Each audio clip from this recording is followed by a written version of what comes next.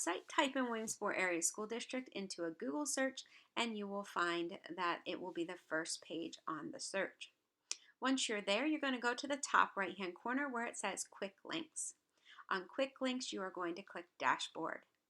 When that comes up, it's going to ask you to log in.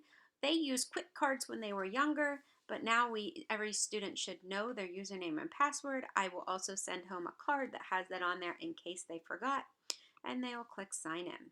This is how they will also log into their computer.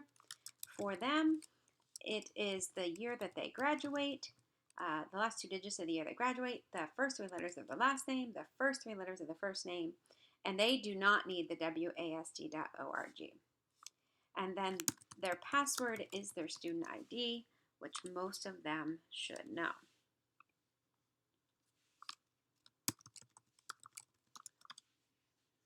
Talking and cannot type at the same time.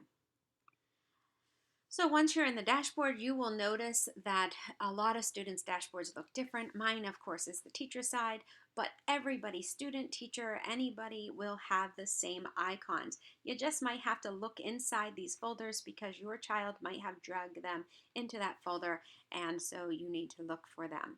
But the new one that is on here is a black square with a blue circle and a white S. That is our Schoology app. It is important that you get on this way and not go to Schoology.com. And that includes any other app that we might use because our school district uses what's called single sign-on. Single sign-on lets them use one username and password, even though all of these different apps have a different username and password that they should know. But we never have showed them that because we use single sign-on.